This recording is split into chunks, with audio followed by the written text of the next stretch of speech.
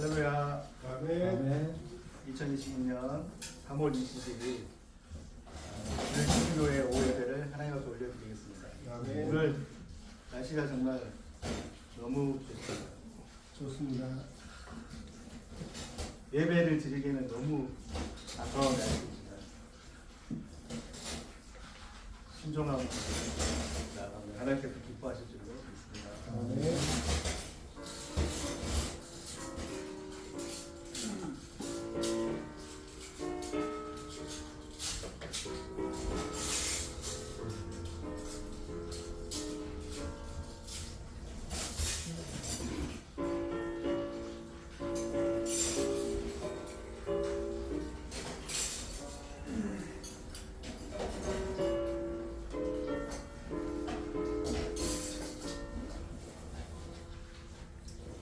갈보리 산 위에 십자가 섰으니 주가 고난을 당한 표라.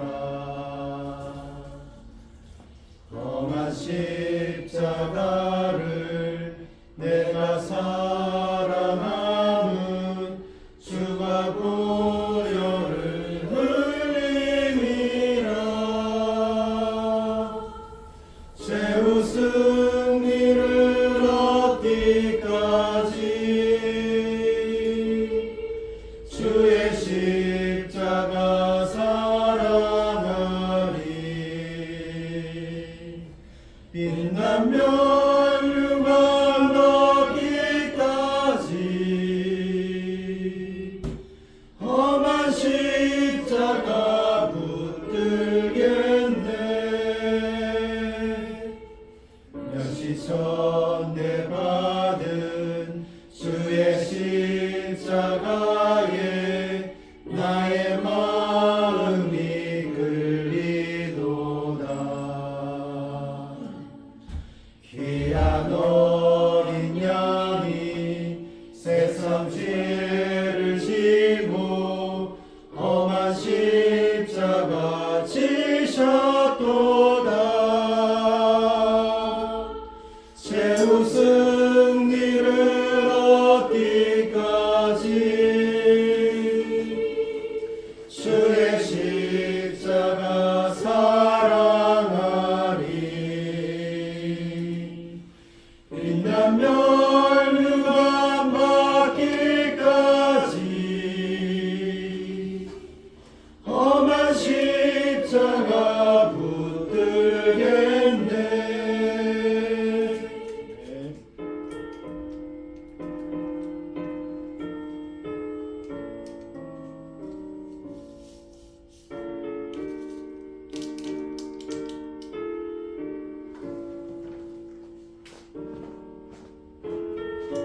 하트 모양이 영상미가 진짜 너무 좋습니다.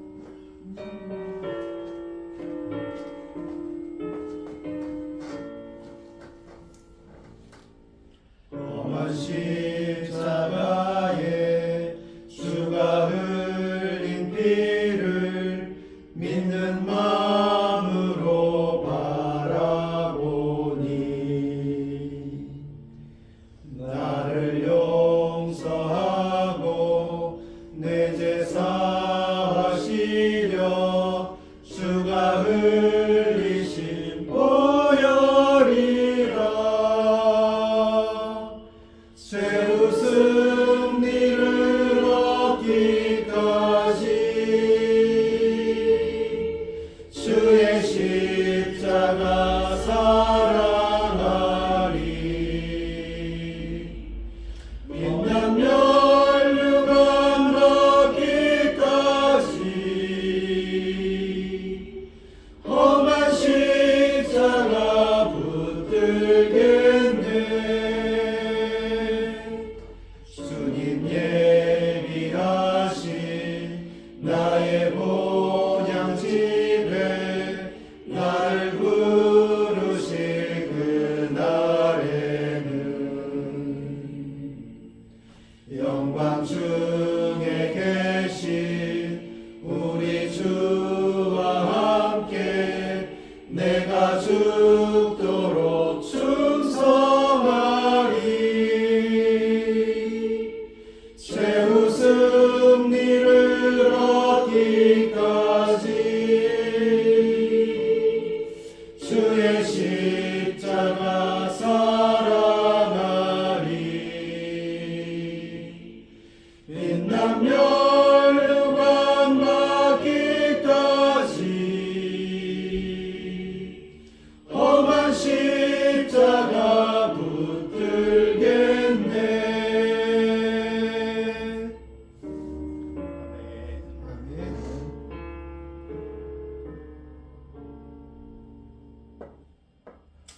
지난주에 우리 사랑하는 이등재 전도사님께서 십자가를 말씀하시면서 인류 역사의 벙커버스터처럼, 우리 본사의 벙커버스터 잘 모르시죠? 그 지하에 벙커를 파고 그 테러 단체들이 숨으면 이렇게 수직으로 꽂아버리는 뭐 미사일 종류죠. 그런 게 있어요.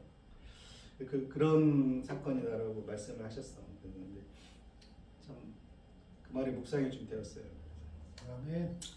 인류 역사가 계속 진행되고 있고 이스라엘은 자신들의 율법과 메시아관을 가지고 역사를 살아갈 때 그 역사를 깨고 하나님께서 수직으로 인간의 수평적인 역사 위에 수직으로 주권적으로 역사하신 사건이 십자가 사건입니다. 아멘. 인류 역사를 돌아볼 때 십자가 사건만큼 하나님이 인류사에 직접 들어오셨다는 사건만큼 더 극적이고 대단한 일이 있을까 생각해 봅니다. 아멘. 우리는 그것을 2000년들에 있었듯이 생생하게 체험하고 경험하는 성도들인 것을 믿고 고백합니다. 아멘.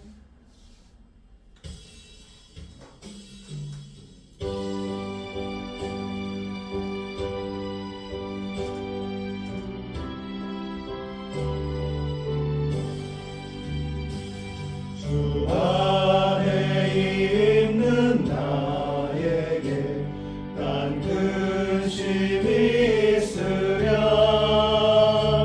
십자가 밑에 나아가 내 짐을 풀었네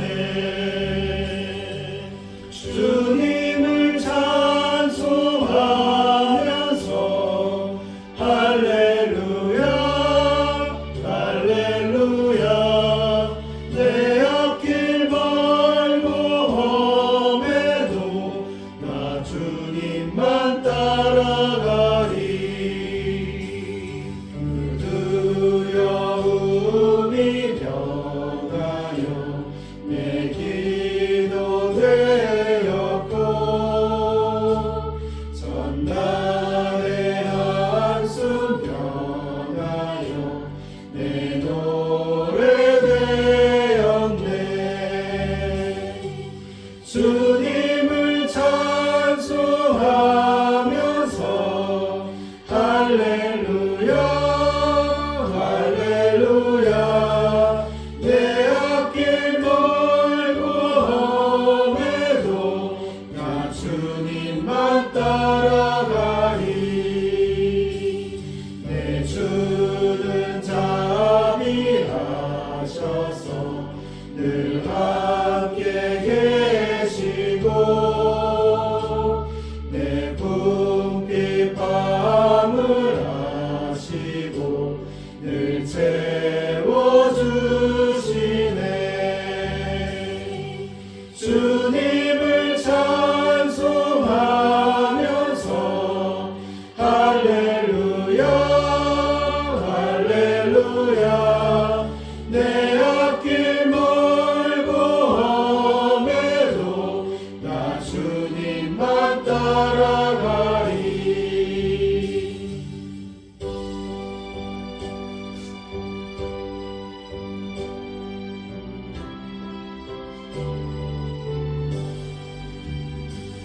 내 주와 맺은 언약을 영불변하시니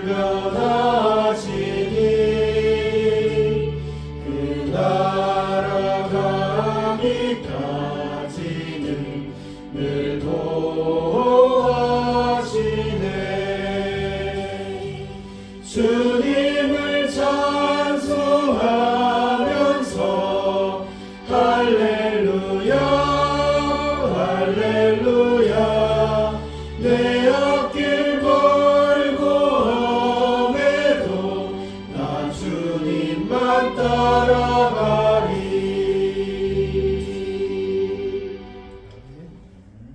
약속하셨습니다. 주님만 따라가리. 아멘 제가 지켜보겠습니다. 아멘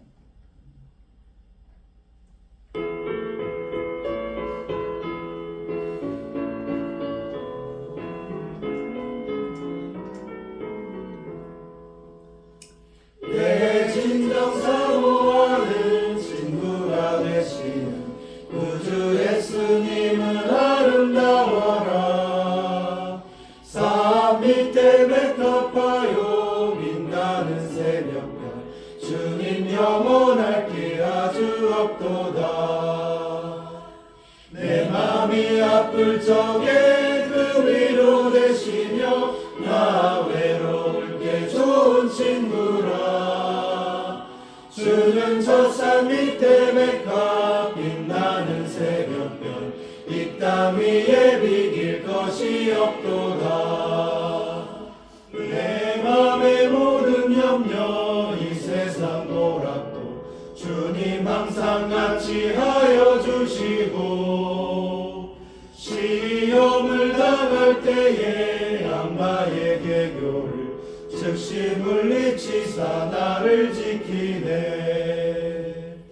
온 세상 날 버려도 주 예수 안 버려 끝까지 나를 돌아보시니 주는 저 산 밑에 백합 빛나는 새벽별 이 땅 위에 비길 것이 없도다 내 맘을 다하여서 주님을 따르면 길이 나를 사랑하리니 물불이 두렵잖고 창검도 겁없네 주는 높은 산성 내 맘 빼시라 내 영혼 먹이시는 그 은혜 누리고 나 친히 주를 뵙기 원하네 주는 저 산 밑에 백합 빛나는 새벽별 이 땅 위에 비길 것이 없도다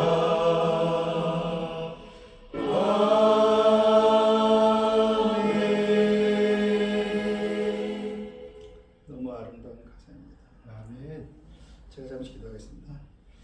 사랑과 은혜가 충만하신 아버지 하나님, 또 저희를 주의 무릎 앞으로 불러주시고 또 안아주시고 또 귀한 생명의 말씀을 읽히시고 또 그 말씀에 순종할 수 있도록 또 성령께서 채워주시니 감사합니다. 아멘. 하나님, 우리가 누리는 이 평안이 거저 주어진 것이 아니요 수많은 사도들의 피와 교회 역사 가운데 세워진 것임을 제가 고백합니다.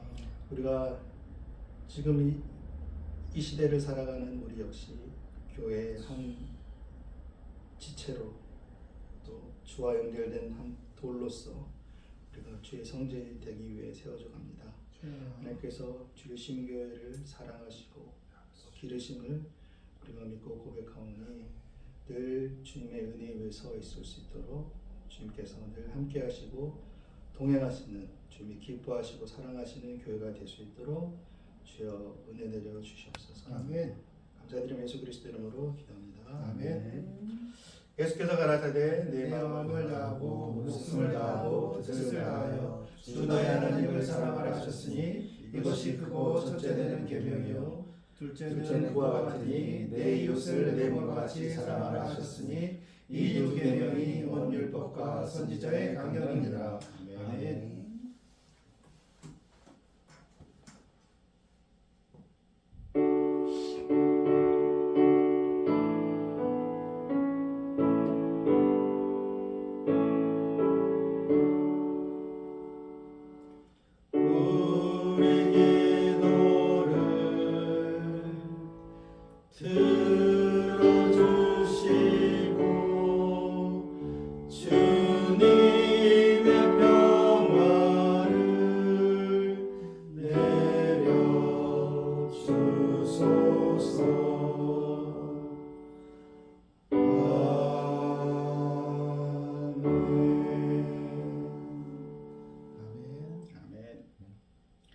오늘 말씀은 마가복음 11장입니다.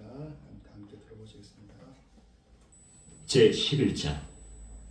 그들이 예루살렘에 가까이 와서 감람산 벳바게와 베다니에 이르렀을 때 예수께서 제자 중 둘을 보내시며 너희는 맞은편 마을로 가라. 그리로 들어가면 곧 아직 아무도 타보지 않은 나귀 새끼가 매어 있는 것을 보리니 풀어 끌고 오라. 만일 누가 너희에게 왜 이렇게 하느냐 묻거든 주가 쓰시겠다 하라.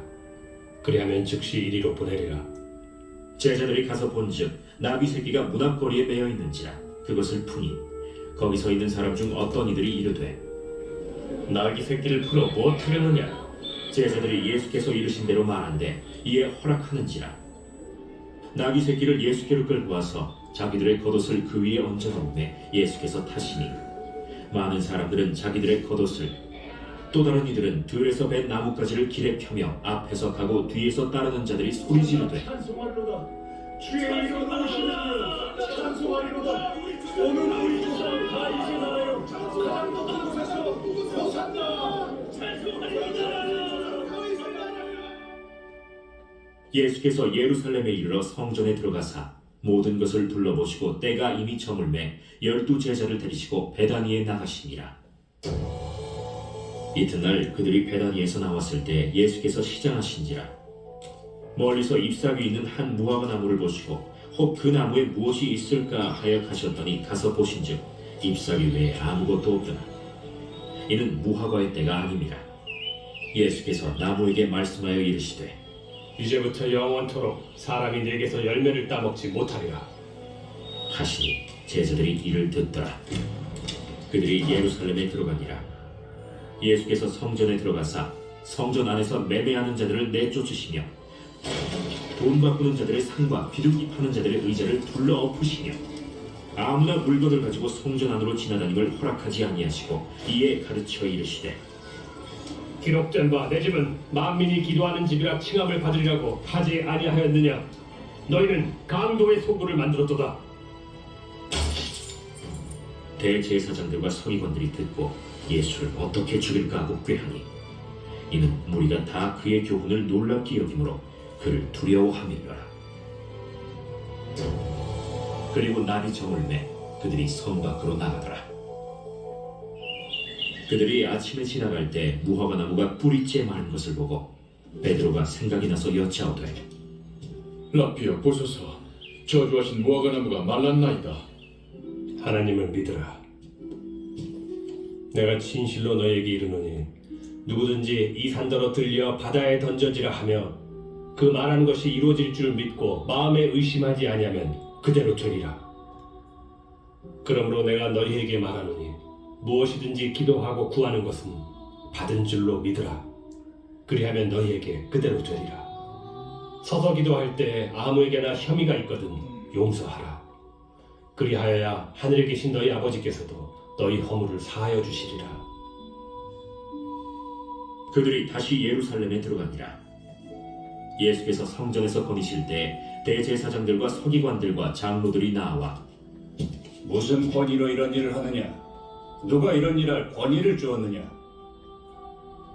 예수께서 이르시되 나도 한 말을 너희에게 물으리니 대답하라. 그리하면 나도 무슨 권위로 이런 일을 하는지 이르리라. 요한의 세례가 하늘로부터냐 사람으로부터냐? 내게 대답하라. 그들이 서로 의논하여 이르되 만일 하늘로부터라 하면 어찌하여 그를 믿지 아니하였느냐 할 것이니 그러면 사람으로부터라 할까? 하였으나 모든 사람이 요한을 참 선지자로 여기므로 그들이 백성을 두려워하는지라. 이에 예수께 대답하여 이르되 우리가 알지 못하노라. 나도 무슨 권위로 이런 일을 하는지 너희에게 이르지 아니하리라.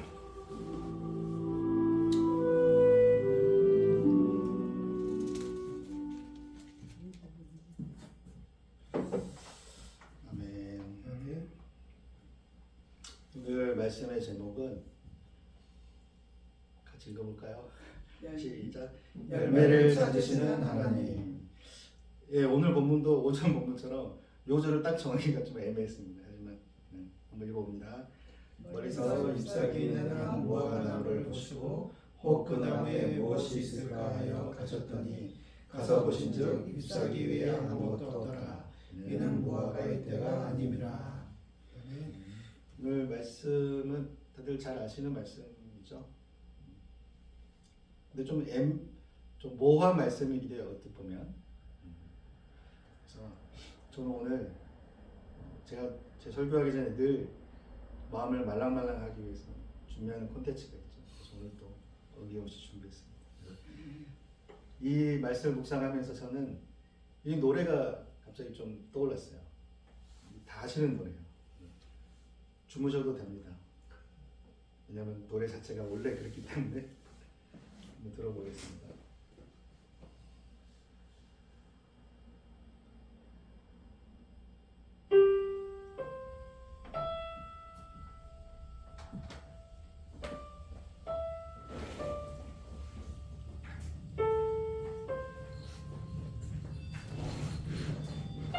영상에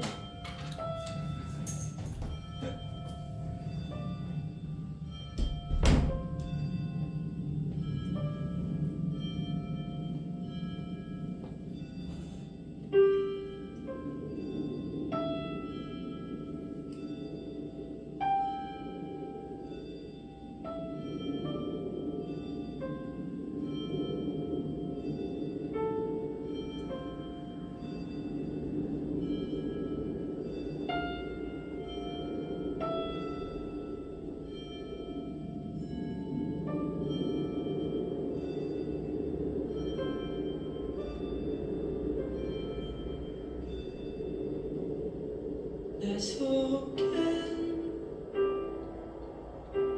내가 너무도 많아. 당신의 쉴 곳 없네. 내 속엔 헛된 바람들로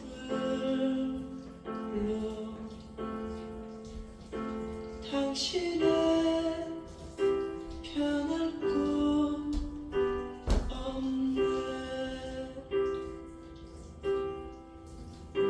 내 속엔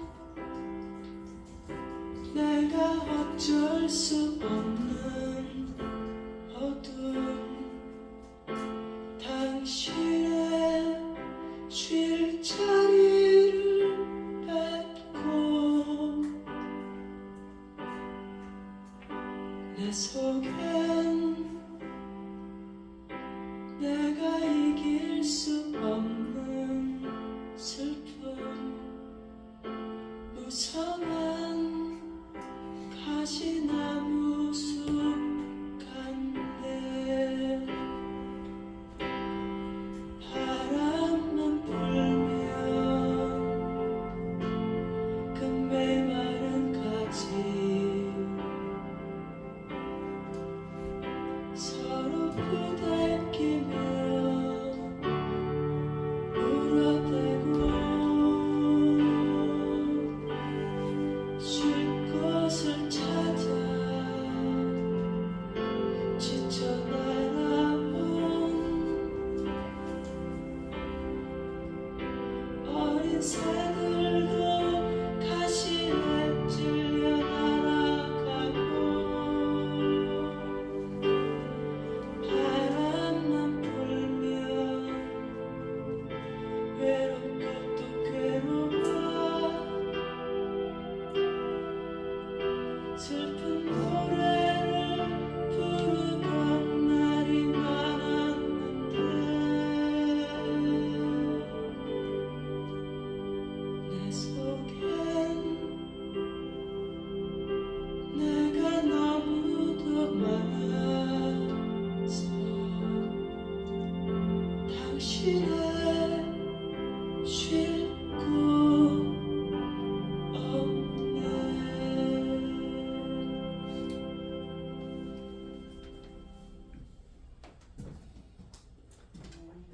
어떠셨습니까?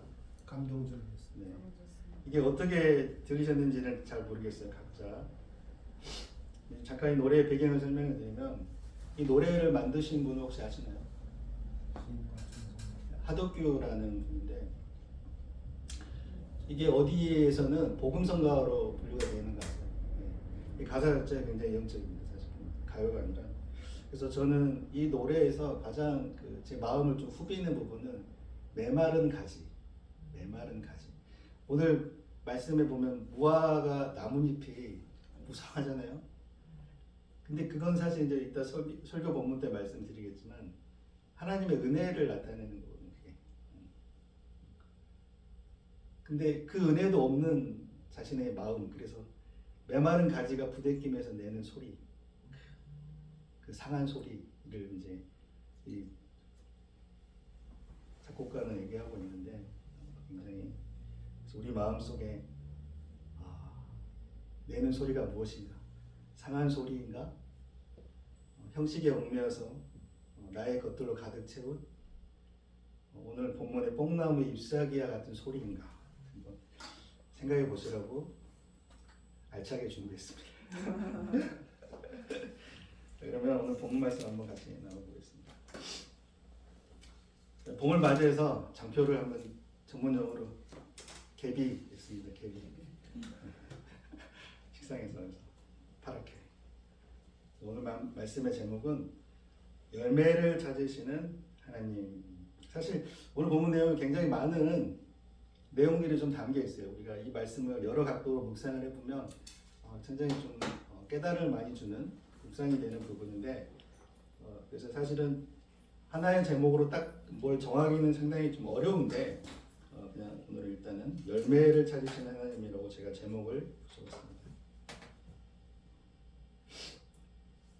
자, 오늘 이야기는 예수님께 12제자와 같이 고난주간 첫 주일에 있었던 일로부터 시작을 합니다. 11장은. 그래서 지금 이 드라마 속의 한 장면인데 제자들하고 이제 막 얘기를 나누시는 뭐가 나무를 보고 친절하게 제가 준비했습니다. 그래서 번호가 1번부터 시작되지 않는 것은 제가 가지고 있는 자료에서 이제 예수님의 행적을 1번부터 쭉 쫓아가는데 이제 오늘은 이제 39번, 40번 이렇게 나오는데 우리는 40번부터 보면 될 것 같아요. 순환 주간이라고 부르죠. 예수님 십자가에 달리시기 전에 마지막 일주일, 그 주일에 예수님께서 성전으로 들어가셨다가 다시 나오십니다. 그 부분이 우리가 오늘 다루게 될 본문의 앞부분.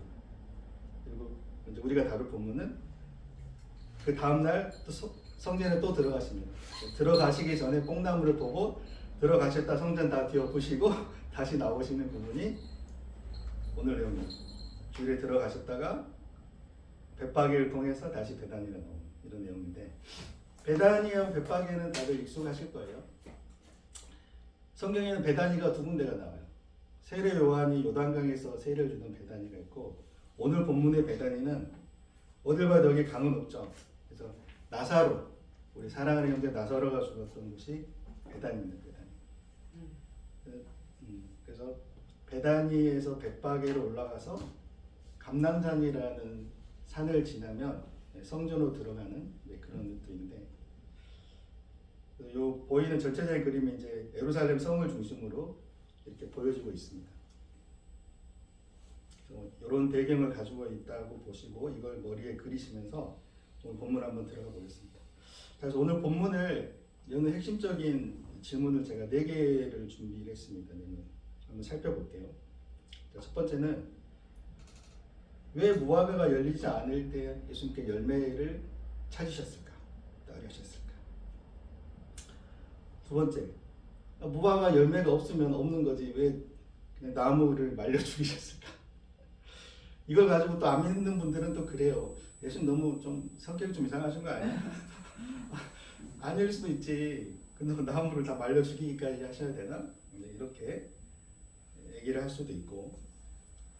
근데 또 이 얘기 보면 참 희한해요. 또 갑자기 성전에 들어가서 성전 얘기가 또 나와. 왜 이 얘기를 하냐면 무화과를 보고 성전에 들어가서 성전 다 엎으시고 나와서 다시 무화과 다음날 베드로가 선생님 무화과 죽었는데요? 이런 얘기거든요. 중간에 성전 얘기가 딱 끼어 들어간 거예요. 갑자기 왜 성전 얘기가 나왔을까? 저자인 마가가 이 성전 이야기를 한 이유가 있겠죠. 그걸 좀 살펴보고 더 생뚱맞은 거는 이 이야기 마지막이 믿음 얘기로 끝나요. 그러니까 처음에 저도 이 본문을 예전에 봤을 때 이게 대체 무슨 얘기일까? 뽕나무까지 이야기했는데 갑자기 성전 얘기하시다가 믿음 얘기 갑자기 예수님이 본문 보시듯이 믿음을 가지라 하나님을 믿으라 그러시거든요. So what? 좀 영어 써가지고 하여튼 그래서 이거 어떻게 하시라는 건가 이게 좀 난해한 그런 얘기로 다가왔었는데 그래서 제가 4가지 정도로 한번 핵심 질문을 뽑아봤습니다. 하나씩 살펴볼게요. 자,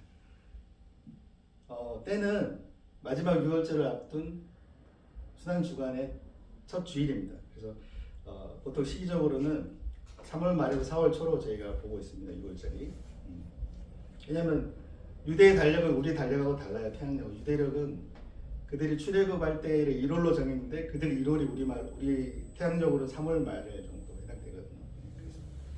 그래서 일단 중요한 내용은 그 시기에는 무화과 열매가 열리지 않을 시기예요. 원래. 시기적으로. 무화과는 다들 아시죠? 무화과 그 노래 있잖아요. 그 갑자기 틀어놓은 노래 생각이 안 나네. 너랑 나랑 둘이서 뭐 그런 가사로 끝나는 노래 있잖아요. 예. 그 배경이 7월 8월이거든요. 7월 8월. 무화과 그늘 아래서 뭐 사랑을 속삭이는 그런 노래 있잖아요. 그래서 3월이면은 3월 말이면은 무화과가 거의 열리지 않을 시기거든요. 근데 예수님이 열매 없다고 나무를 조르면서 말려 주겠다. 이상합니다. 그래서 왜 열매가 있을 시기가 열매를 찾으셨을까? 그 이후에 단서를 여기서 저는 봅니다. 잎사귀가 있는 머리에서 뽕나무를 봤더니 그 무화과 나무를 봤더니 잎사귀가 너무 무성한 거야. 여기 이제 우리 한글에는 잎사귀라고 하나로 되어 있지만 헬라 원문에는 복수로 되어 있거든요. 잎사귀가 엄청 많은 거예요. 그러니까 너무 막 생각해 보세요. 바람이 부는데 잎사귀 소리가 부딪혀서 소리도 나고 막 그랬을 거 아니겠습니까? 시장하신데 열매가 그래도 뭐 좀 따먹을 게 있겠지 하고 열매를 찾으셨던 거죠.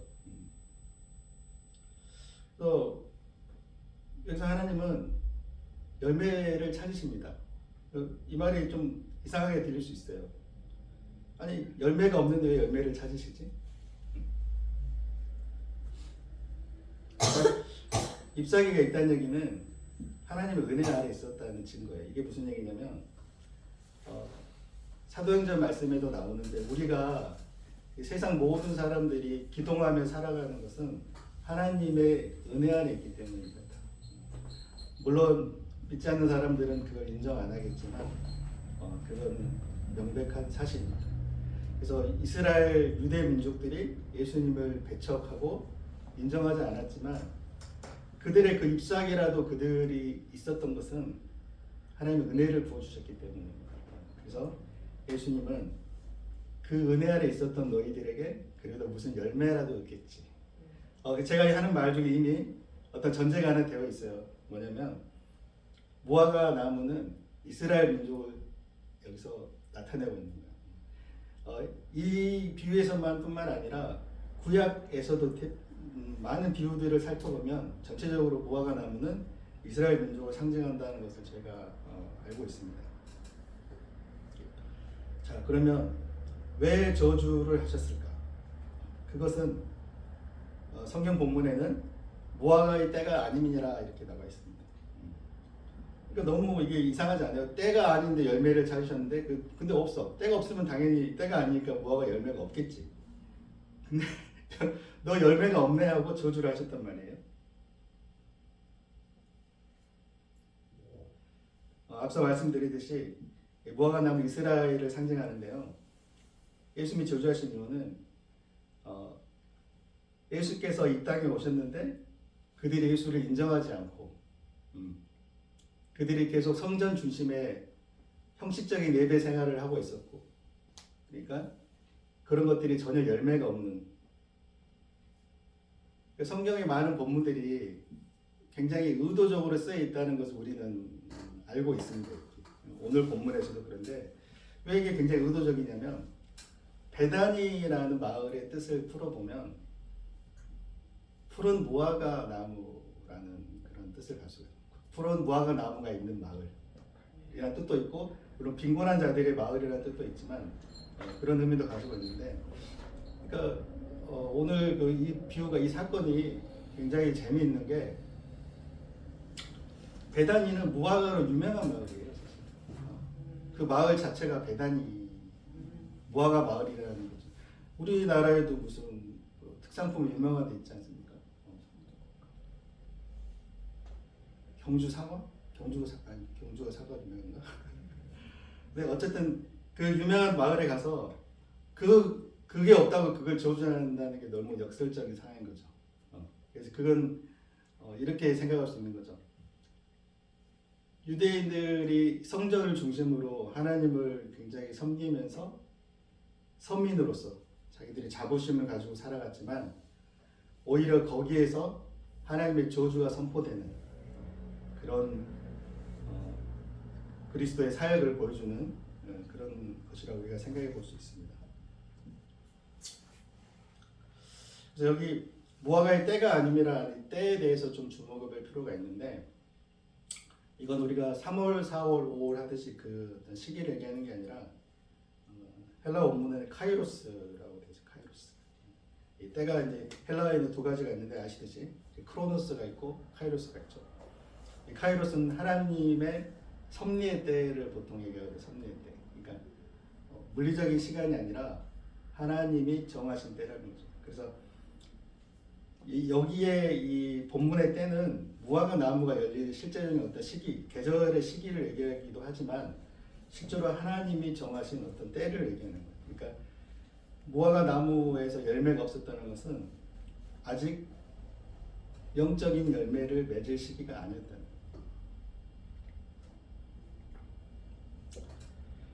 그럼에도 예수님께서 이 나무를 저주해버린 이유는 이스라엘이 잎사귀를 가지고 있는 하나님의 은혜를 받은 민족으로서 어떤 열매를 잇기를 바라셨던 거죠. 그래서 여기 파기라는 제가 그 커멘트를 달아놨는데 무화과 열매에는 크게 두 가지 종류가 있다고 해요. 그 늦봄에서 초여름으로 넘어가는 사이에 열리는 이 파기라고 하는 열매가 있고, 그다음에 굉장히 숙성돼서 열리는 테에나라는 열매가 있어요. 테에나. 우리 보통 시장에서 무화과 사 먹으면 빨개 가지고 노랗게 익어서 이렇게 먹음직스러운 그게 테에나고, 우리나라에도 무화과 나무가 보다 가다 보면 보이죠. 거기 보면 그냥 파랗게 이렇게 조그매가지고 이렇게 열린 그게 이제 여기 이건 파기라는 겁니다. 예수님은 그거라도 잡수시려고 시장한 마음에 가신 거예요. 근데 그게 없었던 것인데 사실은 굉장히 중의적으로 배고픔에 가셨지만 사실은 거기에는 예수님의 행동에는 충분한 어떤 영적인 의도가 계셨고 하나님의 때가 아님에도 하나님의 때가 아니기 때문에 저주를 선포하셔야 되는 그런 얘기가 펼쳐지고 있는 것입니다. 그래서 에레미야 8장 13절을 보면 오늘 본문의 내용이 굉장히 이해가 더 잘 됐습니다. 여호와의 말씀이니라 내가 그들을 진멸하리니 포도나무에 포도가 없을 것이며 무화과 나무에 무화과가 없을 것이며 그 잎사귀가 마를 것이라. 내가 그들에게 준 것이 없어지리라 하셨으니.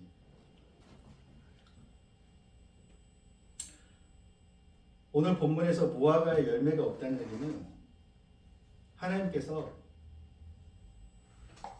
갑작스럽게 찾아오신 저주를 선포하신 거예요. 그러니까 무슨 얘기냐면, 그러니까 이 나무가 지금 3월 말에서 4월 초로 넘어가는 시기인데, 뭐 두세 달 정도 지났으면 당연히 열매를 맺었겠죠. 근데 하나님은 그 열매를 못 맺게 저주를 내리시려고 미리 오셔서 그 때가 아니면, 그러니까 열매를 너희가 더 이상 맺을 수 없는 시기라고 갑작스러운 저주를 심판을 선언하시는 거죠. 그러면서 때가 아니라고 해요. 그러니까 이 때가 굉장히 중의적인 의미를 갖고 있어요. 그러니까 그들이 이스라엘 민족이 하나님을 섬기는 선민으로서 율법적인 신앙에 매여서 오고 있는 때, 그 때와 예수님이 오심으로써 그 때를 깨시고 새로운 시대를 열어가는 그 때가 만나는 지점에 서 있다는 거죠. 근데 예수님은 이 때에서 내가 말하는, 아버지께서 말하는 때는 너희들의 때가 끝나고 이제 내 때가 시작되어 간다. 그러니까 때가 아님이라면 너희들의 때는 끝났고 나의 때가 시작되어 간다는, 그래서 아직 내 때는 이르지 아니하였다는 그런 것을 중의적으로 말씀하고 계시는 것이죠. 그래서 이 에레미야 8장 13절 말씀이 그것을 부연적으로 설명하고 있는 것입니다.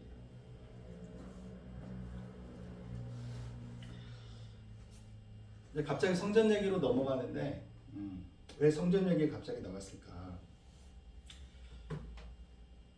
왜 성전 얘기가 갑자기 나왔을까요?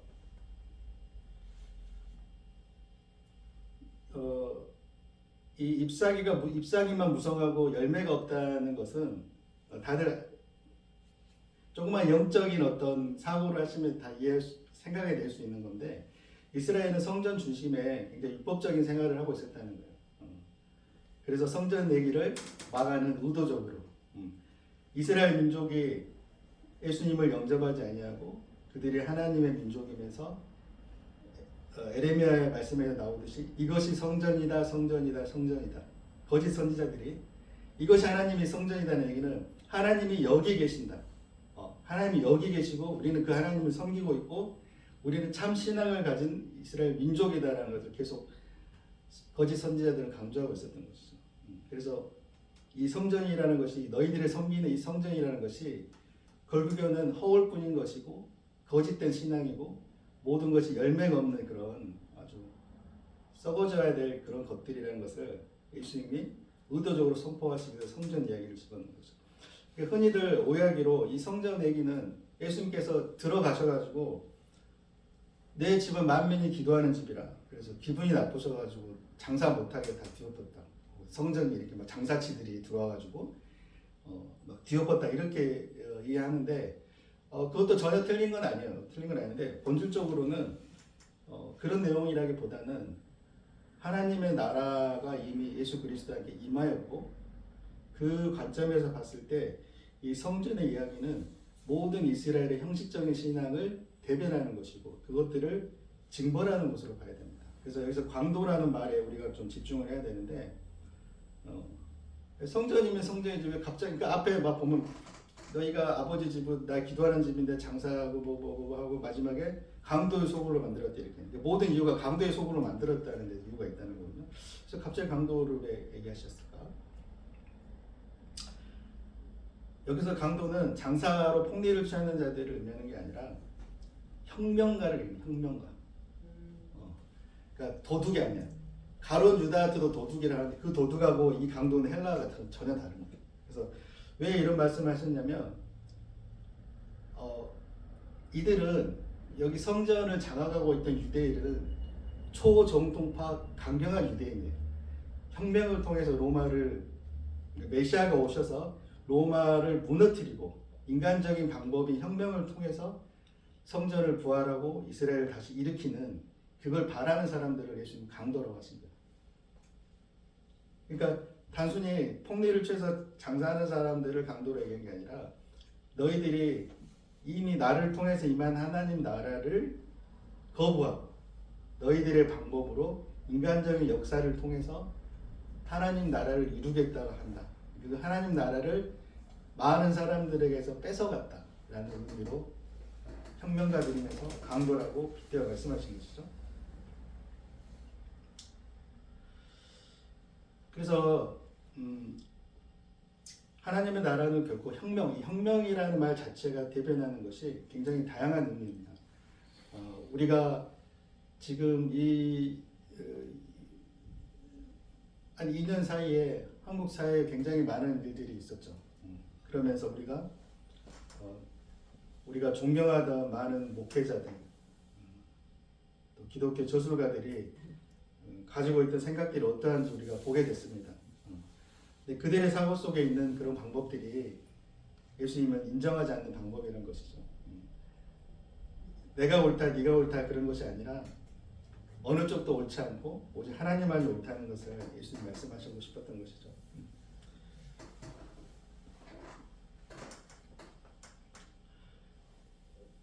그래서 회개의 열매를 맺지 않고 오히려 인간적인 혁명, 여기 잎사귀는 혁명을 대변하고 있지만 사실은 많은 것들, 우리가 진정하게 그리스도 안에 뿌리내리지 못하고 우리가 동원하는 모든 방법들, 인간적인 수단들, 그리고 그런 하나님의 진정한 소유로서 살아내지 못하는 그 모든 것들이 잎사귀라고 하는 것으로 대변될 수 있을 것 같습니다. 자, 그러면 마지막으로 그러면 왜 믿음은 얘기하셨을까? 갑자기 마지막에 결론부터 말씀드리면 하나님께서 너희가 믿음이 있으면 이 뽕나무 너를 뽑혀서 바다에 심겨할 것도 심겼을 것이라고 말씀하십니다. 이 뽕나무가 굉장히 재밌어요. 우리는 이 뽕나무가 그냥 뽕나무일 것 같은데 실제로는 참돌 무화과 나무라는 무화과과 나무예요. 그러니까 성경에서 예수님이 무슨 얘기를 하시면 그게 그 사건에만 해당되는 게 아니라 전체적으로 그 복음 전체에 하나님 나라라고 하는 그리스도 중심의 그런 통치가 다 흐르고 있는데, 그래서 너희들이 성전 시대의 종말을 고하고 있으신 거죠. 이 성전이라는 걸 아까 말씀드렸듯이 우리가 인간적인 행위로 하고 있는 모든 것들을 대변하는 것이죠. 그래서 이제는 하나님의 때가 왔고 내 때가 이르렀고 너희는 어떤 너희들의 방법이나 혁명이 아니라 오직 믿음으로 그 하나님의 나라, 진정한 하나님의 성전을 세울 수 있다라고 말씀하시는 것이죠. 그래서 예수님은 이 성전을 저주하시고 성전을 어떻게 엎으시고 말씀하고 싶으신 것은 눈에 보이는 성전이 아니라 진정 믿음으로 우리 마음이 임하는 그런 성전을 얘기하고 계시는 것이죠.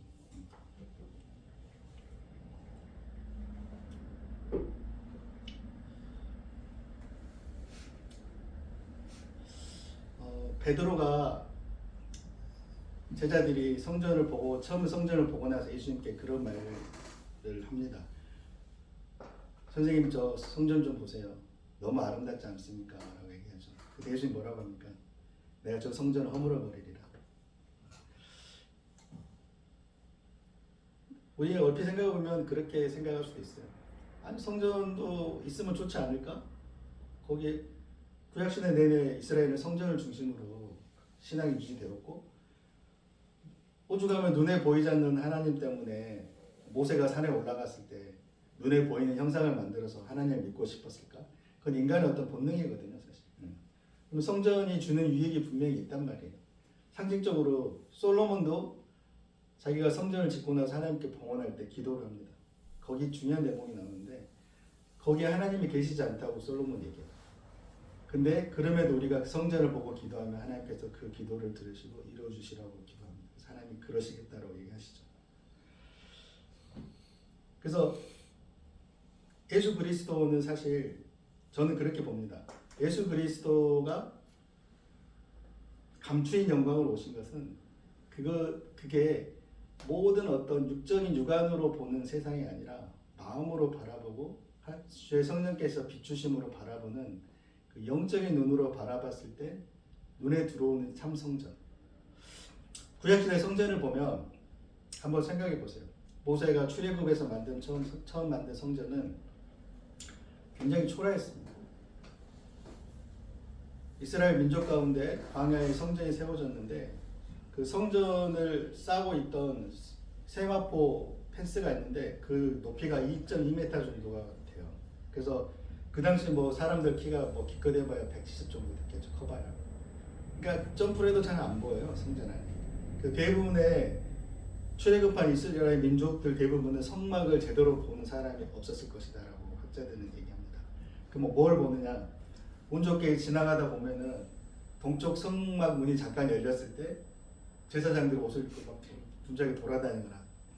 그리고 무엇보다도 귀에 들려요, 귀에. 뭐가? 짐승이 죽는 소리. 우리가 성막의 제사를 생각할 때 굉장히 좀 낭만적으로 생각할 수 있지 않을까라는 생각도 한번 할 거예요. 고즈넉한 클래식 음악이라고 목을 작은 시름과 함께 송아지가 하고 죽으면 안수하고 죽으면 향을 태우고 아니면 전혀 이렇게 잡는 순간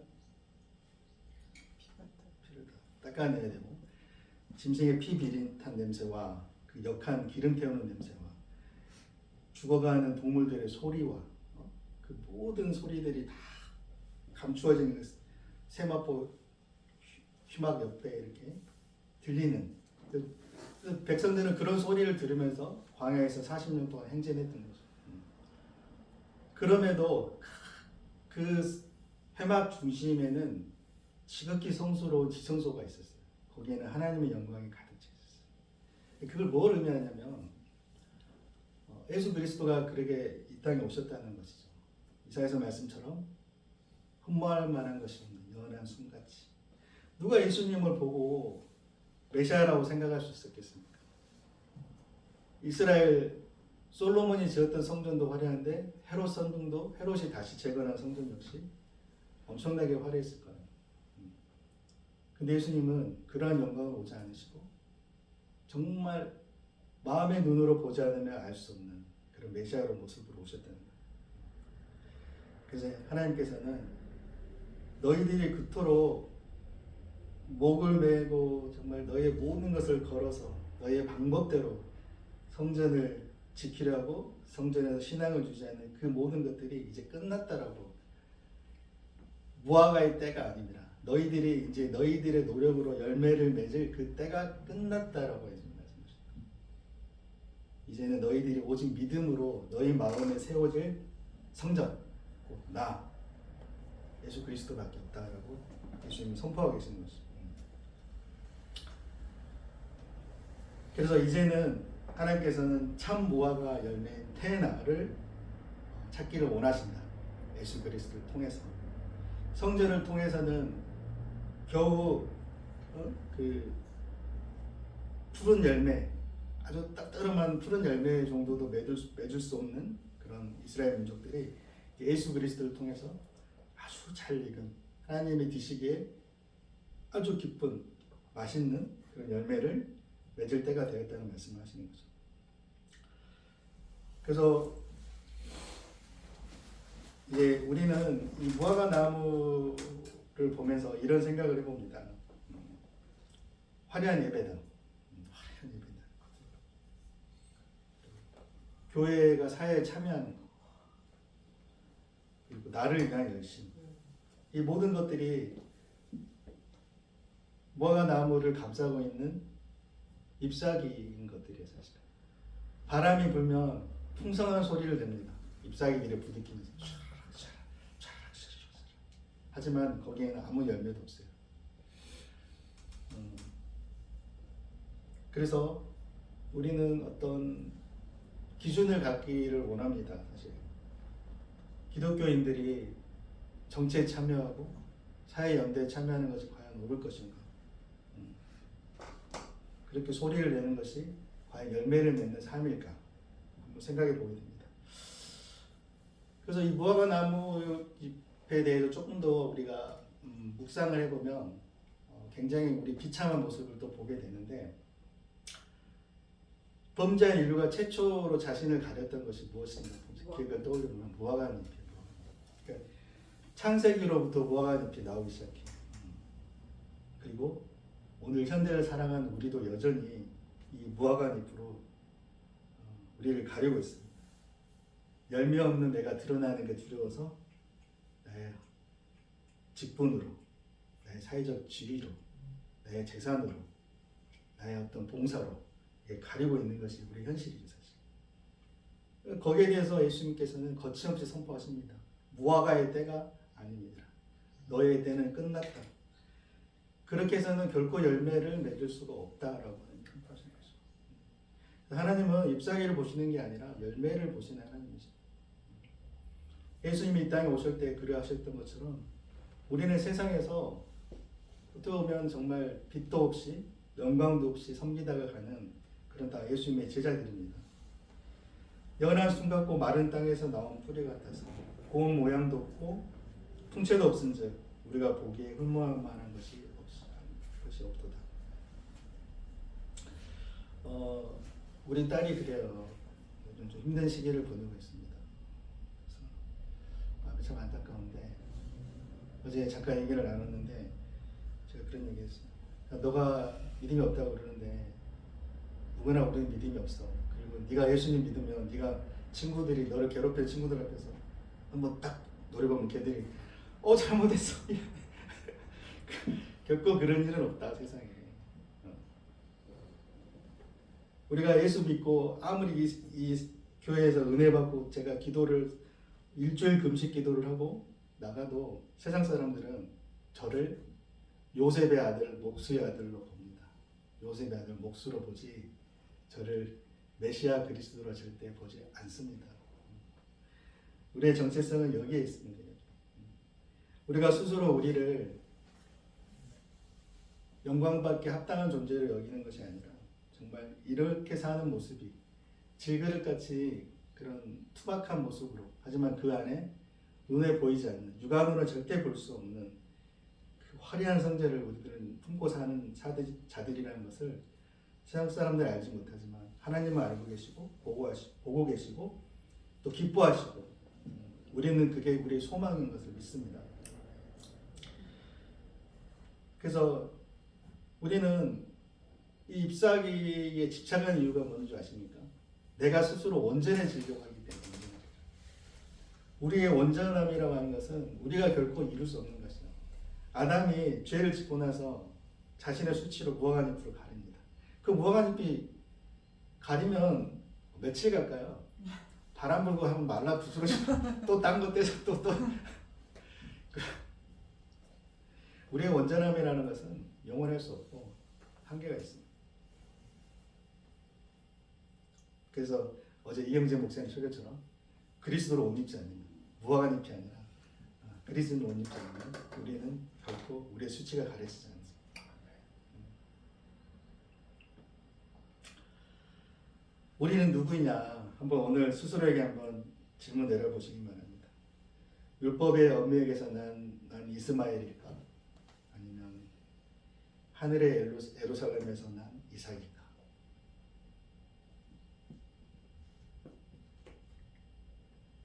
자기 스스로. 아마도 내가 은혜가 떨어지고 뭔가 내 신앙이 불완전하고 흔들릴 때 기도를 더 해야 될까? 말씀 보는 시간을 30분 더 늘려볼까? 아니면 하나님께 조금 더 헌금을 드려볼까? 그런 모습을 보였는지, 아니면 내가 정말 그리스도의 자녀로서 하나님께 온전히 드려진 자인가? 하나님이 정말 나에게 순종함을 나에게 받고 계시는지, 나는 정말 하나님의 자녀로 내가 하나님의 것인지 늘 그것을 확인하는 그런 자리에 있는 것이 신앙생활이고 정체성의 갈등입니다.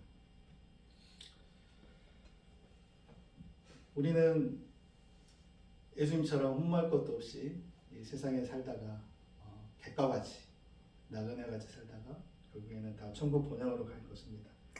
우리가 그 천국 본향에 갈 때 오늘 할머님처럼 많은 땅떼기를 가져갈 것도 아니고 많은 일본의 실력을 가져갈 것도 아니고 뭘 가져가겠습니까?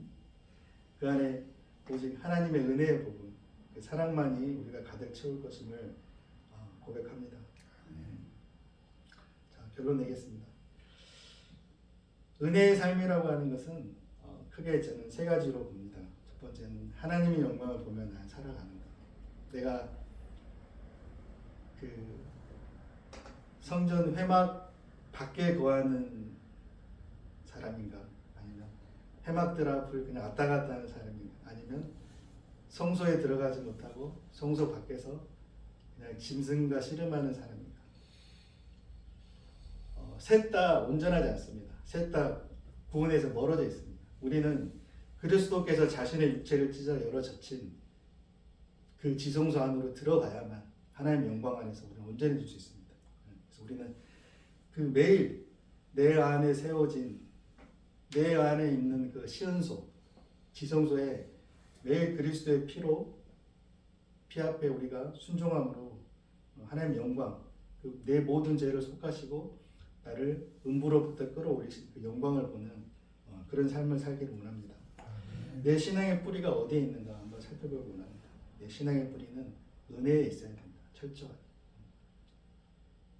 은혜라는 속성이 무엇입니까? 은혜의 속성. 은혜는 절대적인 편들어주게 해서 편들어주게. 내가 무슨 자격이 있어서 은혜를 받는 게 아니라 하나님이 그냥 너 아무 자격 없고 아무 잘한 것도 없지만 그냥 하나님이 내가 너를 자녀 삼았기 때문에 그냥 편 들어주시는 거예요. 내가 뭐 얼마나 하나님께 잘해서, 내가 하나님께 얼마나 뭘 드려서, 하나님 보시기에 내가 또 얼마나 기뻐서 하나님이 나를 계속 자녀로 삼아주시고 그리스도의 피를 뿌려주시는 것이 아니라, 그냥 하나님이 내가 자녀이기 때문에, 그 은혜 품 안에 들어왔기 때문에 하나님께서는 우리를 계속 그 신앙의 뿌리에 붙들어주고 계시는 것이죠. 나의 정체성이 무엇인지 계속 고민해 보시기 바랍니다. 이것은 사실은 누구라도 그리스도인이라면 하나님 앞에 갈 때까지 늘 겪어야 되는 어떤 숙제 같은 것이라고 저는 생각합니다.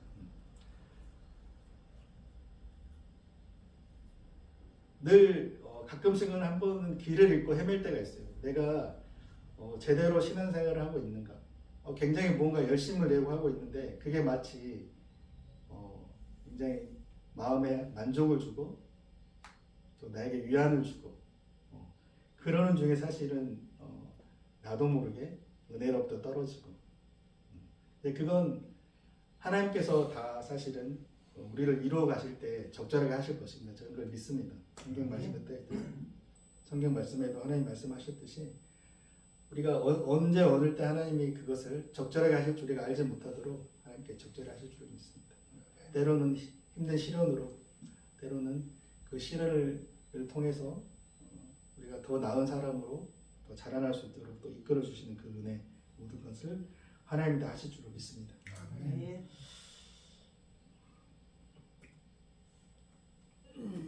자, 오늘 말씀 붙들고 잠시 기도하겠습니다.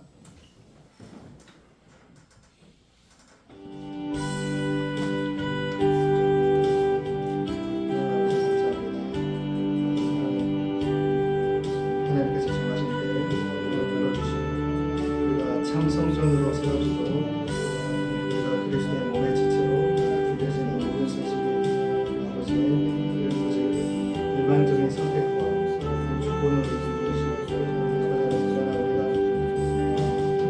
신앙생활 하는 도중에 스스로의 욕심으로 자기 힘으로 넘어질 때가 있습니다.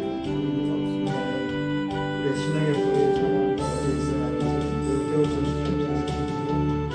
우리가 때가 아직 지금 열심히 일해야 할 때이지만 우리가 열심히 하면 하나님께서 이끄시는 게 하나님의 반복되는 때에 맞도록 그리스도와 닮아주어가는 선한 백성이 되시도록 인도해 주시옵소서. 하나님께 사랑하시는 주신 우리의 성도를 참고하셔서 늘 진정한 주인으로 우리가 열매 맺는 삶 가운데 우리 진정한 뿌리로 우리에게 영향을 공급하시고 우리가 그것을 받아들이고 풍족하게 받아들이는 삶을 살 수 있도록 주님 인도해 주시옵소서. 시대가 참으로 어둡고 힘듭니다. 어둡고 힘든 가운데 우리가 우리 신앙이 말라가고 우리가 말라가는 무화과 같은 나무가 되자 오직 풍성한 열매로 하나님께 그 열매가 우리가 만들어내는 열매가 하나님께서 기르시고 하나님께서 그 취하시는 모든 것이 하나님께서 주시는 그 열매가 알아서 하나님께 순복하고 순종하고 하나님께 부어주시는 그 은혜가 우리의 모든 삶을 압도하며 우리가 순복하고 행복하고 나아가는 그 신앙인이 될 수 있도록 주의 성령께서 자녀 예수 그리스도로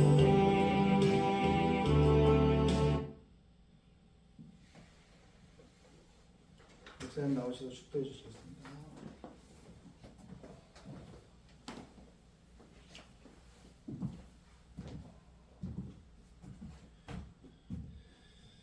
기도하시겠습니다. 지금은 천지를 창조하여 주신 하나님 아버지의 은혜와 우리가 죽었으나 우리를 살리신 예수 그리스도의 은혜와 우리의 생명이 다하는 그 순간까지 우리의 믿음을 지키실 성령님의 은혜가 이제 예배를 드리며 하나님의 말씀을 듣고 잎사귀를 통하여 무성하고 화려하고 풍성한 것을 추구하는 것이 아니라 오직 예수 그리스도로 말미암아 은혜를 사모하고 그 열매 맺기를 소원하는 주의심 교회 성도 한 명 한 명과 그들의 가정과 그들이 영위에 나가는 데에 부딪히는 모든 사람들 가운데 선한 영향력 끼치기를 원하는 모든 우리 성도들에게 하늘의 복을 내려주시기를 강력하게 축원하옵나이다.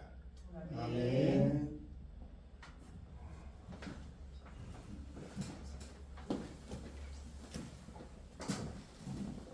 오늘 예배를 마치도록 하겠습니다.